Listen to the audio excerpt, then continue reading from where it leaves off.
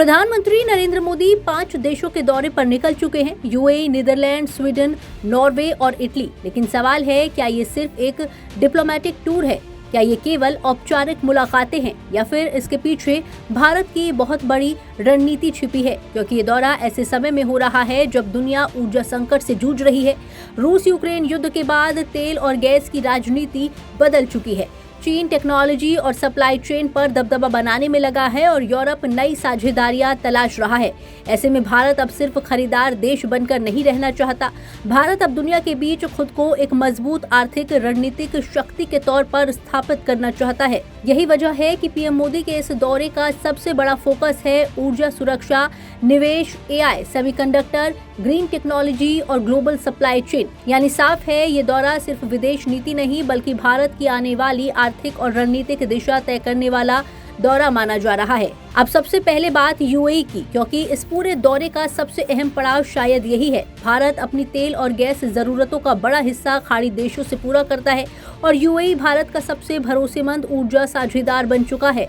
हाल के वर्षों में पश्चिम एशिया में जिस तरह तनाव बढ़ा, तेल की कीमतों में उतार चढ़ाव आया, ओपेक की नीतियां बदली, उसके बाद भारत के सामने सबसे बड़ा सवाल यही है कि देश की ऊर्जा जरूरतें कैसे सुरक्षित रहे।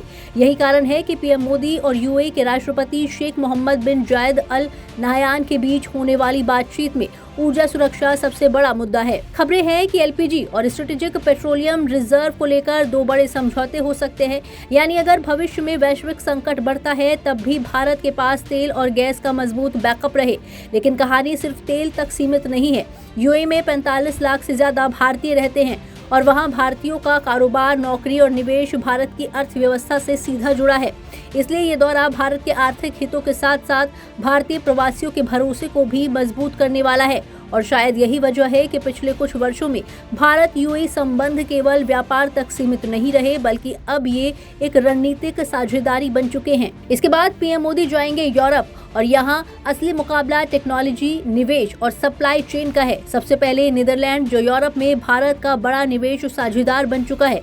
यहाँ फोकस रहेगा सेमीकंडक्टर, ग्रीन हाइड्रोजन, जल प्रबंधन और रक्षा तकनीक पर, क्योंकि आज दुनिया समझ चुकी है कि भविष्य उसी देश का होगा जिसके पास चिप तकनीक और एआई की ताकत होगी। कोरोना महामारी और चीन पर बढ़ती निर्भरता के बाद दुनिया नई सप्लाई चेन बनाना चाहती है और भारत इस मौके को भुनाना चाहता है। फिर बारी आएगी स्वीडन की, जहां पीएम मोदी यूरोपीय उद्योग जगत के बड़े नेताओं को संबोधित करेंगे। यहां चर्चा होगी AI, green transition, startups, climate technology और नई इंडस्ट्रीज पर। आसान भाषा में समझिए, भारत चाहता है कि आने वाले समय में AI, electric technology, clean energy और हाईटेक सेक्टर में भी उसकी मजबूत हिस्सेदारी हो। और यूरोप भी अब चीन के विकल्प के तौर पर भारत को देख रहा है। यही वजह है कि यूरोपीय कंपनियां तेजी से भारत में निवेश बढ़ा रही हैं।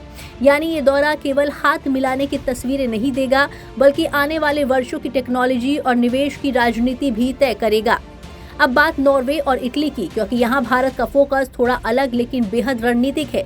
नॉर्वे में पीएम मोदी तीसरे इंडिया नॉर्डिक समिट में हिस्सा लेंगे। यहाँ चर्चा होगी blue economy, green energy, Arctic क्षेत्र, समुद्री सुरक्षा और रिसर्च पर। ब्लू इकोनॉमी यानी समुद्र से जुड़ी अर्थव्यवस्था, बंदरगाह, समुद्री व्यापार, समुद्री ऊर्जा, मछली उद्योग और लॉजिस्टिक्स।